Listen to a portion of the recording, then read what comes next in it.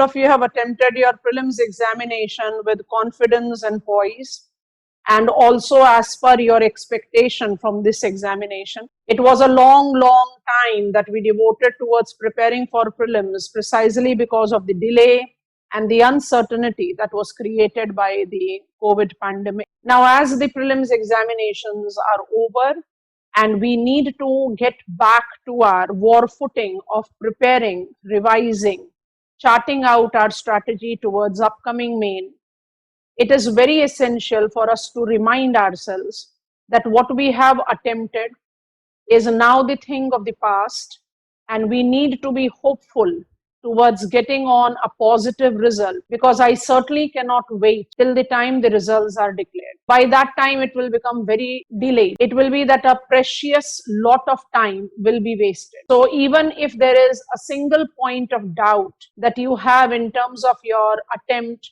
in terms of your questions, whether you will be qualifying or not, the sincere advice follows: start up with your main preparation. Do not wait for the result, because every day from today is precious enough for us to utilize judicially, rationally. As I committed in the beginning of this academic session that I'll be extending my helping hand to all the aspirants in their respective journey. I'm here to talk about the overlap of general studies with geography, where I specialize in, and I certainly don't want to proceed beyond that. So those topics of general studies that has got a substantive overlap with the geography and geographical content matter is what I'll be helping you out in form of 5 dedicated tests, which will be covering parts of both general studies paper 1 and paper 3. You all are aware of the fact that the nature of the questions that we are getting in our general studies main examination involves least share of conventional question and maximum share of dynamic questions. Moreover, the boundary line between the papers is not very clear. It becomes very difficult for me to demarcate out that this question actually is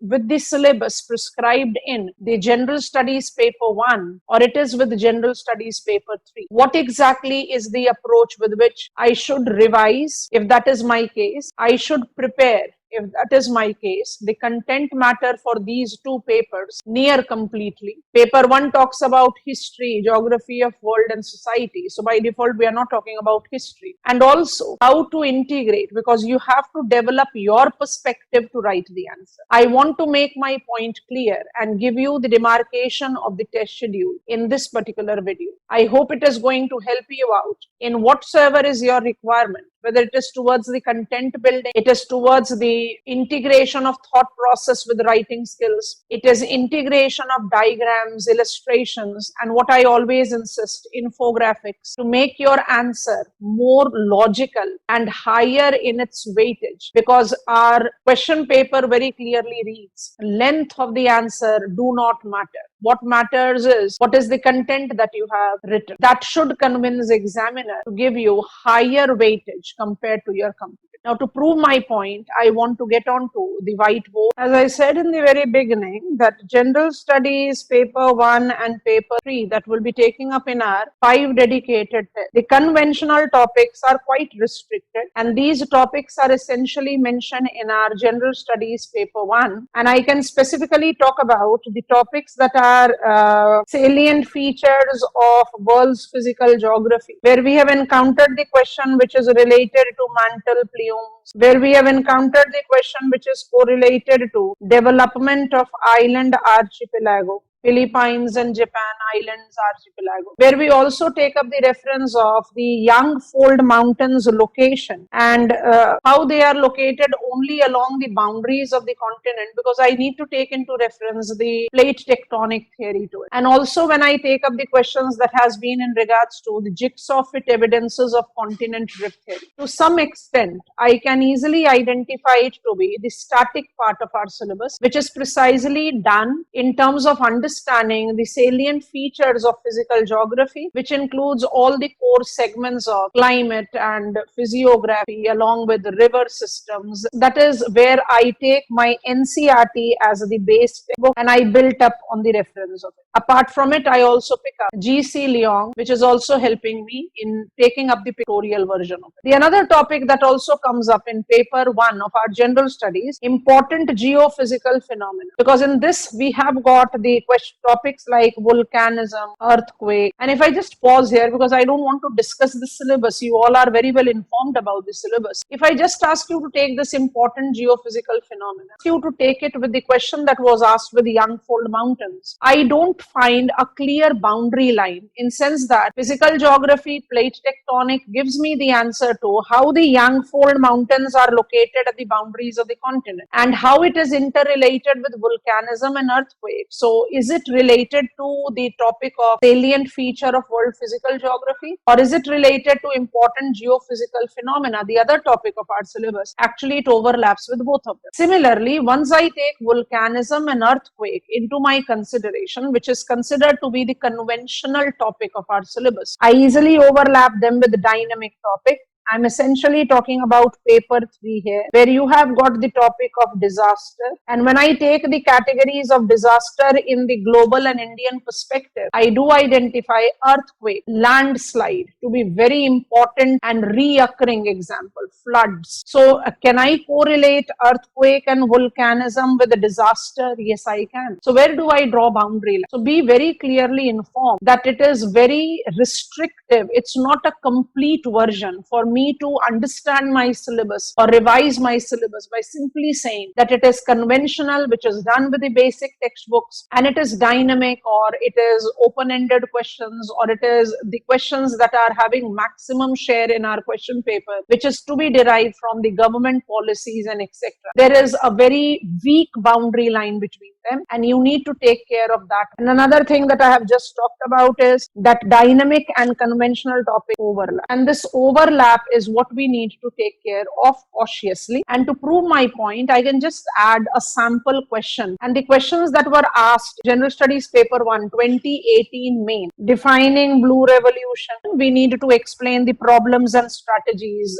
development in India. So blue revolution, we have to talk about problems and strategy. Or I take the question which was asked as significance of industrial corridors in India. I'm not referring complete question. I just want to prove one point here. Or for that matter, I select one more question, and that is correlated with women movement in India. I've selected these 3 questions randomly from 2018 main question paper, and this is for paper 1. Please, the first 2 questions, blue revolution, because it is in general studies paper 3 that we have got entire Indian economy and all the segments of Indian economy and the government policy related with blue revolution part and parcel of it. Where will you draw the boundary line? Always remember that the overlap is not just between what is paper 1 and paper 3. Overlap is between the conventional and the dynamic part of the syllabus. So what I am trying to prove at this point is that dynamic and conventional topic have to be overlapped with each other. I cannot start my answer on blue revolution without mentioning the diversification of Indian agriculture with the attempt of decentralizing, diversifying, inclusive and sustainable strategy. So nutshell is that even blue revolution is part and parcel of rainbow revolution. I have to start with that. Industrial corridors. I need to start with the conventional fact that Indian manufacturing sector have developed with a very defined pocket, which has actually created the areas which are totally dark when it comes on to the industrial capacity development. Now, in order to do justice with the demarcated syllabus in the limited time and developing as much capacity, as much practice of the flow chart or spider diagram or infographics, so that I not just quickly revise all the updation that is required, but I'm also in the position of managing my time and my space and convincing examiner to give me a logical marks that I always seek for. Our test 1, the schedule for the absolute date for it will be announcing shortly. General studies paper 1 and paper 3. See, we are integrating and the integration is very well charted out. It's all about paper 1 where we are talking about salient features of Indian society, diversity of India, role of women and women organization, population and associated factors, poverty and developmental issues. Mind it, it absolutely overlaps with paper 3. And then urbanization and its problem by default. And we have taken linkages between development and spread of this topic of paper 3 is correlated to communalism, regionalism, and that is largely correlated with economic vulnerability. So this topic we have essentially integrated from our paper 3 in this test. Basically to do justice with type of questions that we have encountered already, that the nature of communalism is basically the outcome of lack of inclusive development. So linkages between development and spread of extremism, it actually goes up with the factors of regionalism or deprived areas or the lack of opportunities for India-like country, which is actually sitting on demographic debate. In test 2, we have got more defined mix. Like you can see conservation, environmental pollution, degradation, EIA, environment impact assessment, disaster and disaster management is integrated with, I have already talked about that, with salient features of the physical geography and the changes in the critical geographical features including water, because these changes is actually related to anthropogenic factors and thus by default can be correlated with environmental challenge. And then we have earthquake, tsunami, volcanic activity, cyclone. Mind it, they all correlate to disaster management. In 2015, when we supplemented Hyogo with Sendai framework, we encountered the question about Sendai framework and how it is different from its precedent. We can encounter a question which is correlated to the government policies altogether. Cut out the syllabus, take every minute head mentioned in your syllabus and don't divide them as papers. Wherever there is overlap, justify them as overlap, because that tends to enhance your answer writing. I'm learning earthquake, I'm learning tsunami, I'm learning volcanic activity. Agreed, they are physical processes. But apart from being physical processes, they are hazard. And when I'm talking about hazard, vulnerability, mitigation strategies, I need to start my answer with which type of vulnerability India-like country is subjected. So you have to take that overlap. Similarly, when I learn a salient feature of world's physical geography, then only I'm aware of that Himalayas like mountains have got extensive ice caps. And these ice caps are melting largely because of human induced modification. So it is that I know what was normal, thus I can make sense with what is becoming abnormal. That is how we have integrated. Our test number 3 also continues to include both paper 1 and paper 3 as I defined. And here we have got some important conventional part of the syllabus, like distribution of key natural resources across the world, factors responsible for location of primary, secondary and tertiary sector industries in various parts of the world, including India. This is where I said NCERT, because when I talk about manufacturing zones, when I talk about trade, when I talk about resource distribution, I get the maximum support from NCERT. And once I talk about these two from paper 1 and I readily correlate it with the paper 3 syllabus, because when I talk about Indian economy and the issues relating to planning, I need to understand that there is inequality in not just distribution of resources, but also in mobilization of available resources. And I'm talking about entire range of human resource base, natural resource base, including energy, mineral, any other. And that is our topic here: mobilization of resources, growth, development and employment, inclusive growth and issues arising. Why do I need to take inclusive development as my core theme of the planning period? It is because we have failed to generate the inclusive growth. And why we have failed to generate inclusive growth momentum? Because of inequality, not just in the distribution of resources, but also inequality in terms of the mobilization capacity of different potentialities that we have in different parts of the following two tests that we'll be attempting will be exclusively with paper 3, because paper 3 syllabus is much more broader. So in test number 4, we are integrating maximum that is correlated to agriculture and food security. So we have got land reforms, cropping pattern. We very easily know that Nutri cereal has been given a very prominent say in the crop modification. And crop modification, the major cropping patterns of the country is getting changed because of the different kind of support that we are providing to the farmer in getting on to more remunerative and more dependable crop cultivation. It is also correlated to integrating farming system, or what we call sustainable agriculture.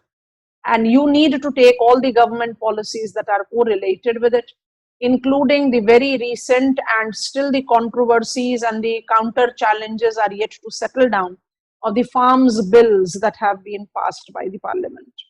So different types of irrigation and irrigation systems, storage, transport, marketing, agricultural produce issues and related constraints, because we do have got the challenges that have always correlated to the variable agricultural mandis, and that is the reason the first step towards what has been very strongly pushed up by the government towards the corporate culture of agriculture is ENAM, and ENAM comes up with the Krishi Unnati Yojana as well, so we can take that up. E-technology in the aid of the farmers. Again, it is all correlated with the policy framework without which you cannot answer it. But when we take that forward and backward linkages, it is e-technology to the farmers, what they should cultivate for the input, for the processing, and for output market. So you need to take the integration of information, because my answer should not look like encyclopedia. My answer must be integrative, the content matter that goes. Then all the other farm subsidies, minimum support price, this is very burning topic right now because MSP is what the farmers are agitating towards. Public distribution system, that is the reason I said we are having the reference of these two topics essentially with food security concern. Procurement, transportation, storage, and the food grain loss which is there.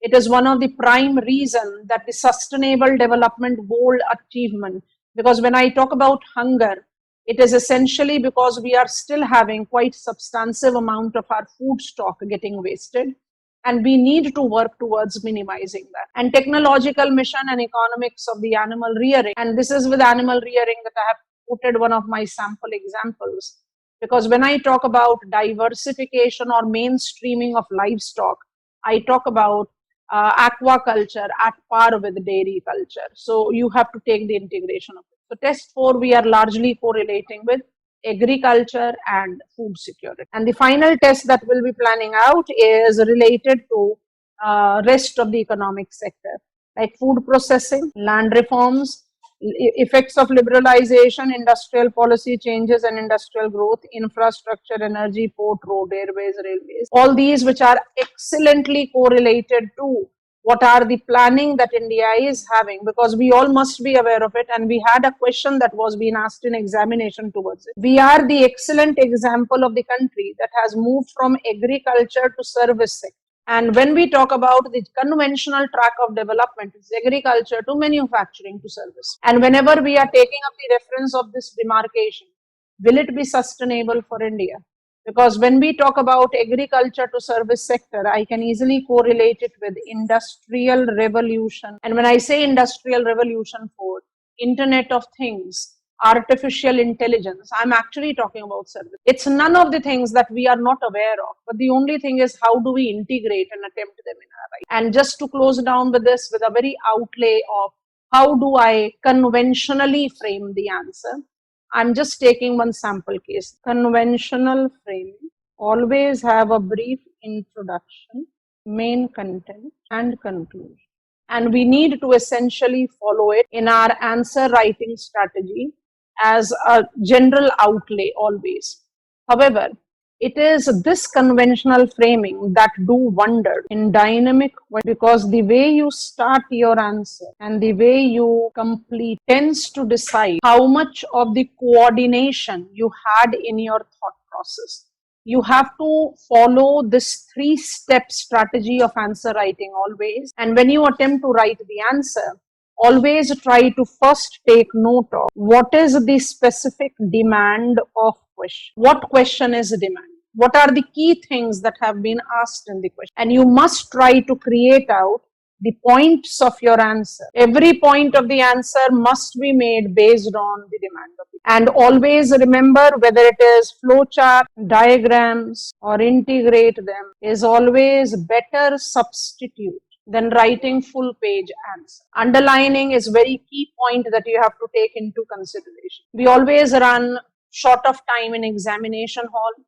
I have to attempt 20 questions, and 20 questions very clearly creates a big challenge for me, how to balance out between the quality of the answer and the time to be devoted. And that is where these comes up as the rescue factor for us. I can convince examiner of my level of understanding by integrating these points. I've written 4-5 words, or I have created out a flowchart, is going to help me out better compared to the conventional track of writing the paragraphs after paragraphs in the. So let us get going, and it is very advisable for you to take into your integration Yojana, Kurukshetra, to be preparing notes yourselves. You must stick to those notes, but maximum part of the syllabus of the paper 3 and to some extent paper 1 also have got that dynamic nature that things changes precisely every second day, and you need to keep updated. There will be the provision